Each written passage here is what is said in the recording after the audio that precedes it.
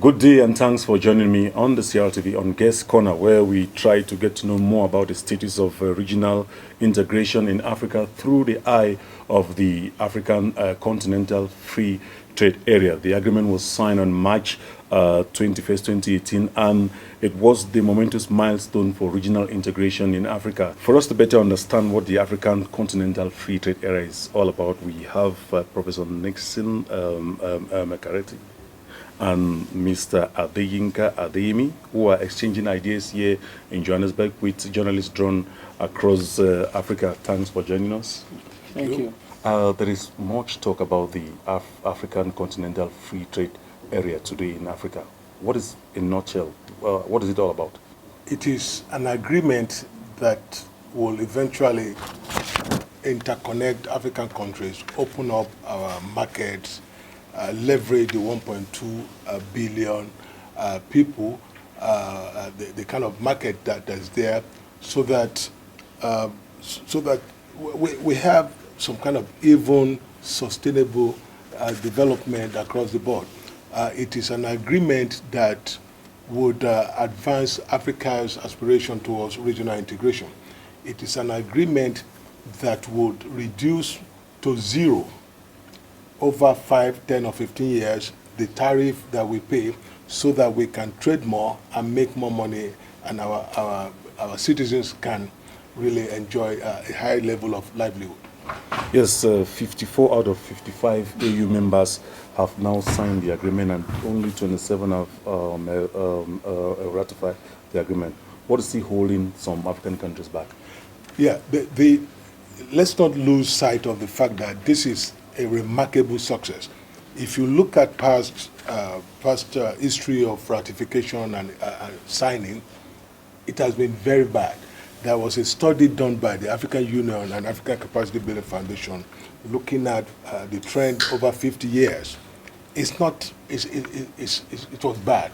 But right now, within 1 year, we were able to pass the threshold of 22. This is remarkable. This is perhaps the first time that we have been able to mobilize high-level support behind a continental treaty. So, yeah, we still have ways to go, but let's not lose sight of the fact that we have, within 1 year, we've been able the treaty has entered into force. So now we are 27. We have about another 27, 28 to go. The way we are going, I think we will achieve it. But in any case, it has entered into force. So this is remarkable, and we need to not lose sight of that. Yes, this treaty has this agreement has the potential to boost intra-African trade, but some of the countries are already in their own small regional blocks. Why do you think these countries need to leave their bloc and join the African Continental Free Trade Area? No, nobody needs to leave anything. In Article 18 of the agreement, it is 18 and 19, it is specified that when you are in an arrangement that is better than what we have, you are not required to leave that arrangement. Stay there. For example, the tripartite, SADC, EAC, COMESA, they are at a higher level of integration than what we have under Africa Continental Free Trade Area. Article 18, Article 19 says, stay where, don't give up what you have. Don't, in fact, keep going on, and then, while we encourage the others to match up. So it is not a requirement that people who are doing better should stop or leave what leave what they are doing.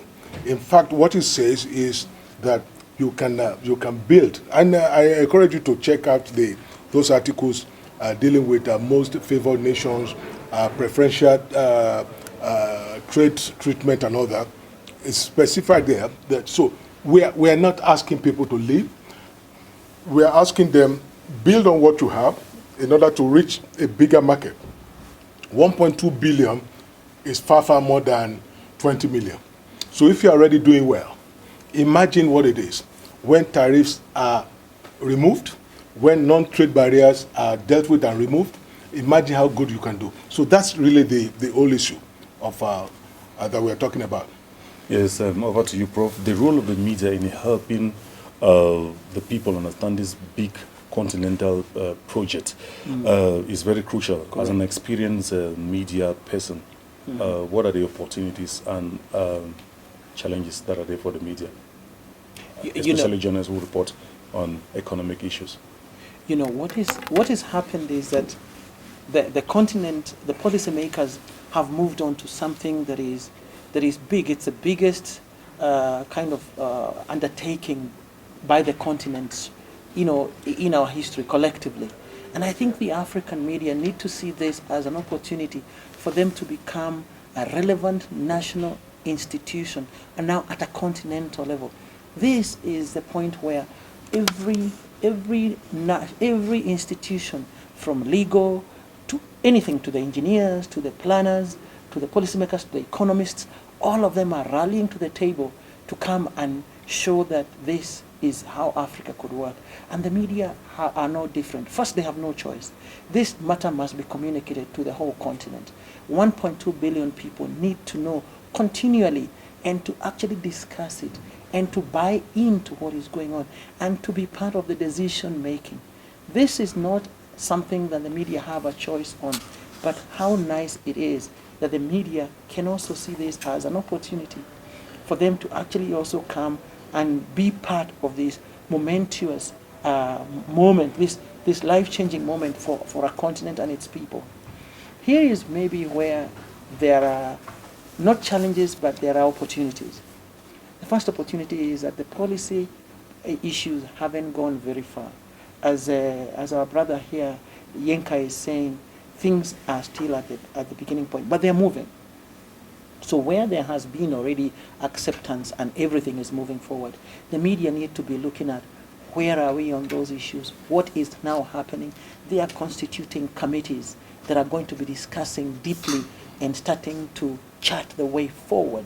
The media needs to be involved, not in the decision making, but in ensuring that these issues are well connected to the people.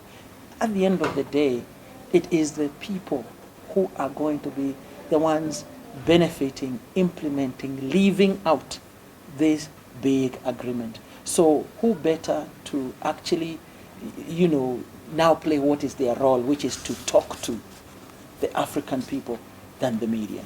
Yes, Prof. Talking might be very easy, but do you think the media is ready?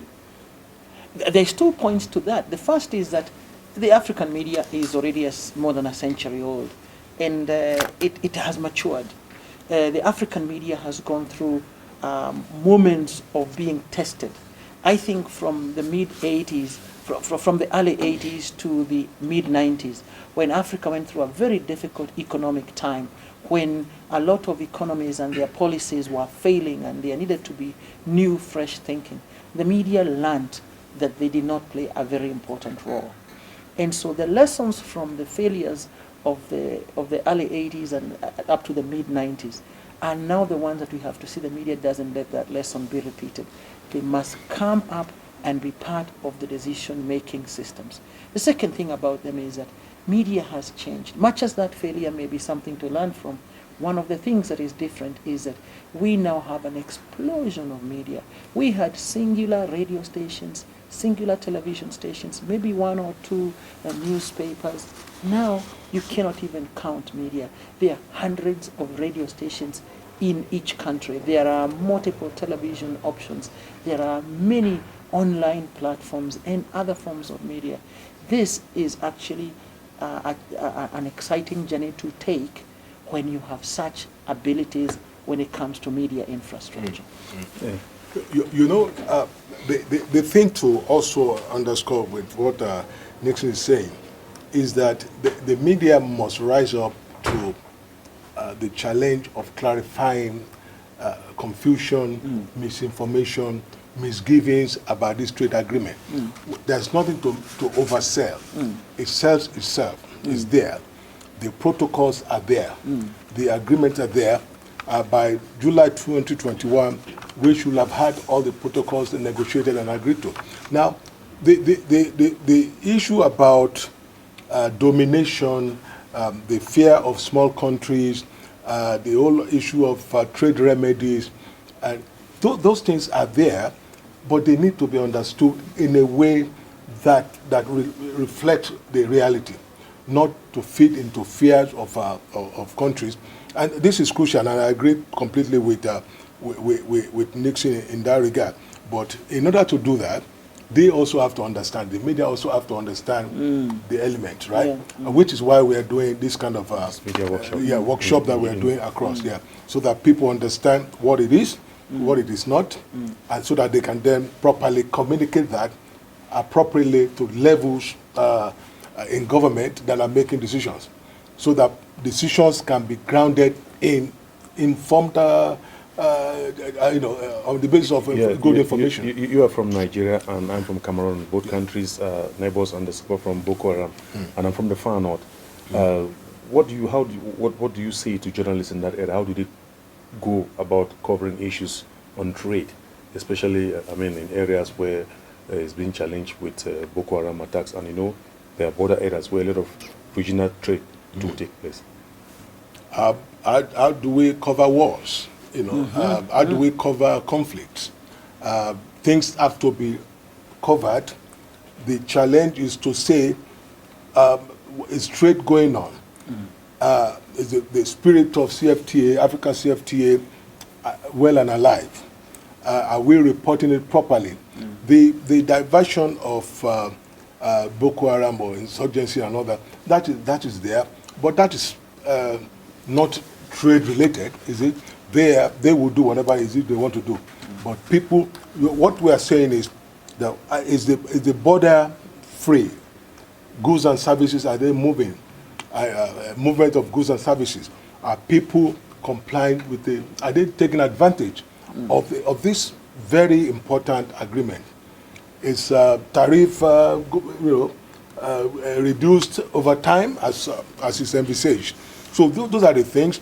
The risks that are there are the same risks that we have when we cover wars, when we cover conflicts.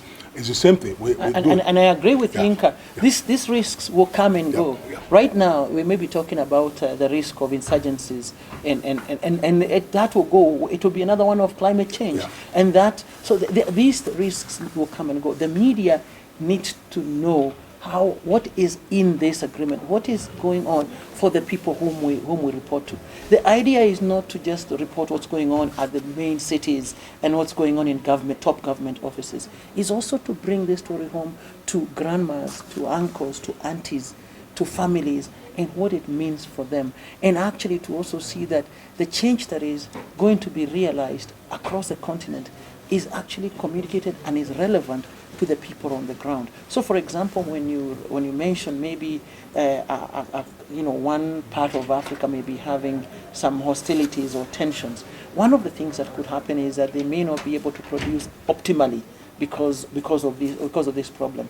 And now the question is, what else can be done, and how can they be made part of the decision making to bring back peace, so that they can also move on with their lives. And I think that is important, because we may not have seen that the costs of disruption have a direct impact on the ability of a region to keep up with other regions. And now here will be a good test of what they can do. Maybe their goods can move to a particular area where they are needed.